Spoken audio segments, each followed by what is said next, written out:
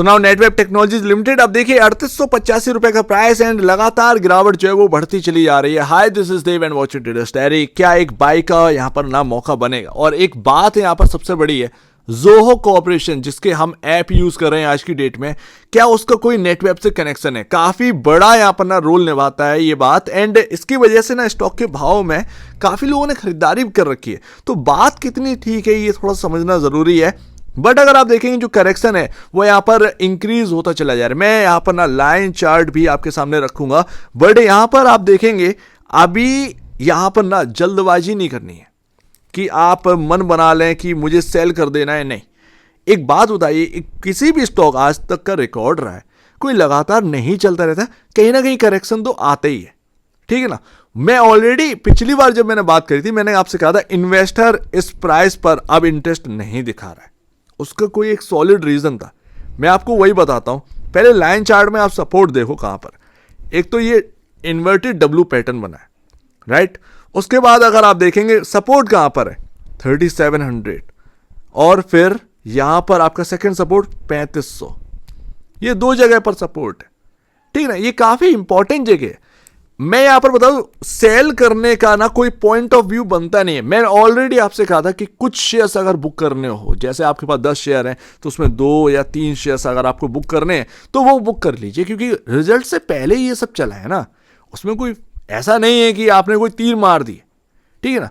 वो थोड़ा सा बुक कर लेंगे तो आपकी जेब में ही रहेगा। वो नीचे आना था स्टॉक, क्योंकि हम जानते थे वो नीचे आएगा स्टॉक, एंड वही आया, ठीक है ना। यहां पर अगर आप देखेंगे ये क्या देखने को मिल रहा है, आज आपका थोड़ा सा डिलीवरी क्वांटिटी बढ़ती हुई नजर आ रही है डे बाय डे, जब से ये थोड़ा सा गिरावट स्टार्ट हुई है। 9 अक्टूबर को 10% की गिरावट थी, आप देखेंगे 17% की डिलीवरी क्वांटिटी, उसके बाद 10%, आज 14%, राइट। अब अगर आप देखेंगे थोड़ा सा यहाँ पर ना आप गौर करके देखेंगे, ये आपको जो डिलीवरी क्वांटिटी जैसे जैसे ये स्टॉक बढ़ता चला गया ना, आपके सामने डिलीवरी क्वांटिटी एकदम से घटती चली गई। क्यों? क्योंकि इस प्राइस पर कोई इंटरेस्ट यहाँ पर नहीं दिखा रहा है, लोगों को दिख रहा है कि यार यहाँ पर नहीं। बट अगर आप देखेंगे अगस्त की बात कर लो, अगस्त में पता है कितनी डिलीवरी क्वांटिटी डेली बेसिस पर रहती थी? 30%, 35%। आप खुद ही यहाँ पर ना देख सकते हैं चार्ट। आप कहीं किसी ऐप आप यूज कर रहे हो, डिलीवरी क्वांटिटी अगर आपको देखनी हो तो उस हिसाब से देख लीजिएगा, आपको पता चलेगा 25, 30, 35, 42% की डिलीवरी क्वांटिटी उठती थी नेटवेब के अंदर, जब ये तेजी धमाकेदार तेजी नहीं हुई थी। तो अब यहाँ पर ना लोगों को महंगा दिखने लगा। एंड म्यूचुअल फंड भी यहाँ पर ना आप सितंबर का डेटा देखोगे, क्या कह रहा है, सबसे ज्यादा पैसा किसका लगा है? ICICI prudential flexi cap fund. अभी अगर आप देखेंगे तो उनका वैल्यू यहाँ पर ना इंक्रीज होता नजर आया, बट उन्होंने 20.33% शेयर्स बेच दिए। एंड ये डेटा यहां पर ना बता रहा है, ये म्यूचुअल फंड का, किसी ने भी खरीदारी नहीं करी है। सब यहां पर ना आप या तो होल्ड कर रहे हैं, न्यूट्रल है डेटा, वो कुछ यहां पर ना टच नहीं कर रहे, ना बेच रहे हैं। और अगर कोई बेच भी रहा है तो 2-3 इक्का दुक्का फंड है जो कि यहां पर ना बेचे हैं, बस इतना है यहां पर। एंड ध्यान रखना, Q2 का सीजन स्टार्ट हो चुका है, अर्निंग्स बहुत फोकसेबल है। देखो, चाहे नेटवेब टेक्नोलॉजीज इंडिया हो, चाहे आपका एनवीडिया हो, ठीक है ना, यहां पर कोई भी कंट्री का कोई भी स्टॉक मार्केट हो, जब स्टॉक बहुत तेजी से रनअप देता है तो उसके पीछे ना कुछ रीजंस होते हैं। या तो आने वाली क्वार्टरली अर्निंग्स वो कुछ बहुत सॉलिड आने वाली होती है जिसको भाप लेता है मार्केट, या फिर कोई खबर हो। तो यहां पर ध्यान रखिएगा कि क्वार्टरली अर्निंग्स चाहे एनवीडिया की हो बहुत ज्यादा बिल्डअप हो जाए। जब जितना स्टॉक तेजी से चलता है ना, उतना ही उसके पीछे होप चलती रहती है कि ये कुछ सॉलिड लेकर आने वाले हैं।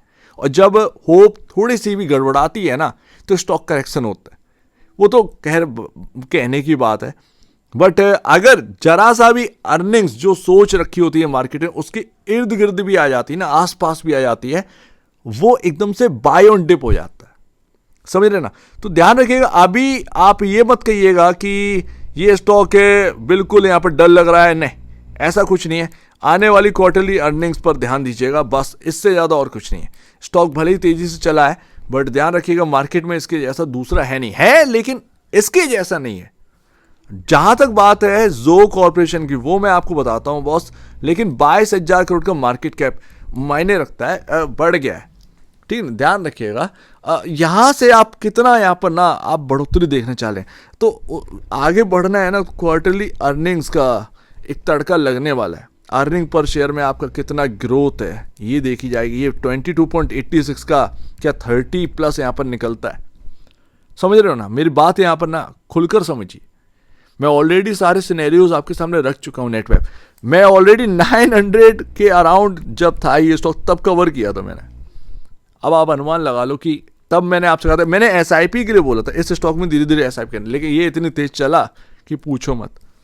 तो बात यहाँ पर ना यही आ जाती है, इंडिया बढ़ रहा है, साफ सीधी सी बात है, और इन्हीं कंपनियों में पैसा बनेगा और बना है। आप इनसे अलग हटके नहीं चल सकते। आप सोचें कि स्टील सेक्टर के अंदर पैसा बन जाए, नहीं, अब वो पैसा नहीं है। हम जो नई चीज़ों में आ रहे हैं ना, डेटा सेंटर हुआ, ठीक है ना, आपका एआई हुआ, इन सब में पैसा है। आपको थोड़ा सा ना हटकर सोचना अब पड़ेगा।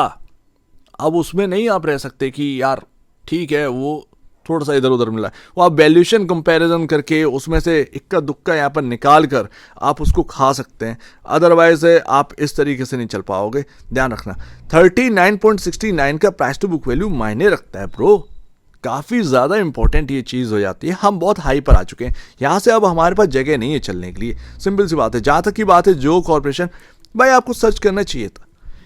ये नेटवेब के क्लाइंट है, इंपॉर्टेंट क्लाइंट है। सर्वर्स जो हैं वो यहाँ पर जो हाई परफॉर्मेंस सर्वर यहाँ पर नेटवेब जो बना रहा है वो परचेज करते हैं। जो हो जितना यहाँ पर ना बढ़ेगा ना, इंडिया के अंदर अगर आप देखेंगे जो कोई छोटा मोटा पहले से ही नहीं था। आज की डेट में जो कॉर्पोरेशन 80,000 करोड़ का मार्केट कैप वाली कंपनी है। जब हम लोगों ने अभी जैसे जो का नाम आने लगा तब हम लोगों ने जाना, उससे पहले इसका वैल्यूएशन 80,000 करोड़ के अराउंड है। तो समझ रहे हैं, इंडिया का कोई छोटा मोटा कंपनी है जो कॉर्पोरेशन, बस वो दूर है, छुप छुपा कर रहते हैं, ज़्यादा मीडिया उनको पसंद नहीं है, कवरेज पसंद नहीं है। अदरवाइज जो हो ऑलरेडी बहुत बड़ी कंपनी है, फॉरेन कंट्रीज़ में बहुत ज़्यादा जो का यहाँ पर ना एक कह सकते हैं दबदबा है। तो समझ रहे हो ना, ये है। तो जो कॉर्पोरेशन नेटवेब का क्लाइंट है, हाई परफॉर्मेंस सर्वर यहाँ पर ना उनको चाहिए रहते हैं क्लाउड एंड एआई इंफ्रास्ट्रक्चर के लिए, सो दैट उसके लिए नीड है। बाकी अगर आप देखें कोई स्टेक हो या वगैरह वगैरह, ऐसा कुछ नहीं है। जो का कोई स्टेक यहाँ पर नहीं है नेटवेब के अंदर। कुछ आपको खबरें वबरें मिल रही हो वगैरह वगैरह, ये सब फालतू की चीज़ें। क्लाइंट तो होते ही हैं, और भी अच्छे क्लाइंट हैं नेटवेब के पास, ध्यान रखिएगा। तो ये ध्यान रखिएगा। और इंडिया के अंदर ना आप देखेंगे गूगल जो है वो ऑलरेडी अनाउंस कर चुके हैं $10 बिलियन का इन्वेस्टमेंट डेटा सेंटर के अंदर। अपॉर्चुनिटीज़ बहुत ज़्यादा इंक्रीज होने वाली हैं आगे चलकर, एंड दैट्स वाई इन्वेस्टमेंट जो है ना वो हर भाव पर इसके अंदर आए। लेकिन जाहिर सी बात है, स्टॉक मार्केट में स्टॉक लिस्टेड एंड है, यहाँ पर ना ये वैल्यू कंपैरिजन होता रहेगा, ठीक है ना। चलते रहेंगे तो कब तक चलते रहेंगे? बीच में गिरावट चाहिए है ब्रो, तभी तो यहाँ पर ना आप देखेंगे कोई खरीद पाएगा, नया बायर कैसे आएगा। बात इतनी सी आ जाती। 60.18 का यहाँ पर ना RSI का वैल्यू आज की डेट में हमको देखने मिल रहा है। एंड यहाँ पर अगर आप देखेंगे तो मूविंग एवरेज कहाँ पर है, इसीलिए तो मैं कह रहा हूँ कि सेल का बटन दबाने से पहले आप सोचेगा। ये जगह 4500 की यहाँ पर थोड़ा सा निकलने वाली थी, मैं ऑलरेडी आपको बता चुका था उस वक्त कि भाई RSI का वैल्यू देखिए, आज नहीं तो कल ये 4500 डिट्टो उस प्राइस से गिरा है जो मैं प्रिडिक्ट करके गया था। 4500 के आसपास आते खन यहाँ पर ना सेलिंग आएगी, समझ रहे हो ना। तो ये बात है यहाँ पर है। हम डेली बेसिस पर बात करने को कोई मतलब ही नहीं है, क्या हम बात करेंगे डेली बेसिस पर? तो वही मैं आपको बता रहा हूँ, इंपॉर्टेंट लेवल एंड यहाँ पर ना इन्वेस्टमेंट पर्पस ही सब कुछ है। मूविंग एवरेज आपका 3000 पर आ चुका है, दैट्स इंपॉर्टेंट। तो बेचने से पहले थोड़ा सोचना है, ठीक है ना। मैं ऑलरेडी मेंशन कर चुका हूँ लेवल्स जो कि इंपॉर्टेंट। अभी 3700 मैं लिख देता हूँ यहाँ पर, 3700 एंड 3500। मोस्ट इंपॉर्टेंट अगर आप कहेंगे तो वो 3300, लेकिन वहां तक जाना नहीं, क्योंकि अभी हम जो है ना एग्जैक्ट उन जगह पर आ चुके हैं, उस जगह पर आ चुके हैं। आप शायद ऑलमोस्ट देख रहे हैं कल के दिन ये गिरावट थोड़ी थमी हुई थी एंड एकदम से बाइंग भी आई थी, यानी कि मैं फ्राइडे की बात कर रहा हूँ। तो इसको थोड़ा सा ध्यान रखें। 33 बहुत दूर का है लेकिन काफ़ी इंपॉर्टेंट रहेगा, लेकिन वहाँ तक नहीं। अभी 3700 3500 की यहाँ पर बात करेंगे, बस इससे ज़्यादा और कुछ नहीं है। सो उम्मीद है ये आपको काफ़ी कुछ आपको समझ में आया होगा। माफ़ कीजिएगा बैटरी का थोड़ा सा यहाँ पर ना इश्यू आ गया, लेकिन नेटवेब एक फ्यूचर पर्पस अगर आप देखेंगे तो ये स्टॉक बनता है। अब सीधी सी बात है, जो 1200 पर आए होंगे उनको इतना बड़ा झटका नहीं लगा कि नेटवेब 4500 से 3885 का भाव देखूंगा। पर अगर कोई नया खरीदार है जिसने 4200, 4300, 4400, 4500 पर भी अगर खरीदारी करी है तो उसके लिए झटका है। ध्यान रखिएगा, जितना प्राइस बढ़ जाएगा और उसके बाद अगर आप आओगे तो आपके पास खाने की जगह कम बचेगी एंड जाहिर सी बात है वो प्लेट धुलने के लिए जा रही होगी। ये आप मान लीजिए बात। मैं ऑलरेडी यहाँ पर ना ये रखता हूँ कि जब खाने के लिए लोग बैठे ना तो वो खाना खा रहे थे अच्छे से, बचा हुआ खाना जिन जिन के हाथ में आएगा तो थोड़ा थोड़ा ही आएगा एंड एकदम से वो प्लेट जो है वो जा सकती है धुलने के लिए। एंड एकदम से जो है ना वो खाना जब खत्म हो जाता है ना तो प्लेट धुलने के जाते, वैसे ही गिरावट भी आती है स्टॉक के अंदर कि हाँ भैया हो गया। तो बस वही है, मैटर ऑफ टाइम, बट ये लॉन्गर टर्म के लिए ये स्टॉक काफी अच्छा है, ये ध्यान रखिएगा। क्योंकि आज इन्हीं का टाइम, सर्वर वाली कंपनी, हम नए युग में जा रहे हैं, हम कभी इन चीजों में थे नहीं है, ठीक है ना। लेकिन स्टॉक प्राइसेस, स्टॉक के भाव कहां पर आप तुम खरीद रहे हो, ये इंपॉर्टेंट रखता है, ये ध्यान रखिएगा। क्योंकि कंपनी तो बहुत बेहतरीन है बट स्टॉक मार्केट में स्टॉक है एंड स्टॉक मार्केट एक डिफरेंट वर्क करता है, कंपनी से परे वर्क करता है, तो ये ध्यान रखिएगा। सो उम्मीद है काफी कुछ आपको समझ में आया होगा। हाँ, अगर थोड़ी सी और गिरावट अगर मिल जाए 3500-3300 के आसपास अगर ये स्टॉक मिल रहा है वास्तव में, तो कहीं ना कहीं एक नए बायर के लिए एक अपॉर्चुनिटी क्रिएट हो सकती है, ये बात तो है। देखते हैं, आप अपने फाइनेंशियल एडवाइजर या ब्रोकर से पूछ कर करिएगा या खुद भी यहाँ पर ना रिसर्च कर सकते हैं, उस हिसाब से यहाँ पर देखिए। मैंने पॉइंट आपके सामने रखे हैं, आपके और मेरे पॉइंट कुछ मिल रहे हो तो और भी अच्छी बात है, अदरवाइज कुछ पॉइंट यहाँ से उठाकर आप अपनी रिसर्च करना चाहें तो वो कर लीजिए। सो उम्मीद है काफी कुछ आपको समझ में आया होगा। एक बार नहीं, पहले बेसिस पहले अपने ब्रोकर एडवाइजर जरूर सलाह लीजिएगा। खुद की स्टडी रहेगा, उससे बेहतर कुछ भी नहीं है, खुद की स्टडी मस्ट है। तो आप दीजिए वीडियो देखेंगे, वो तो धन्यवाद दोस्तों।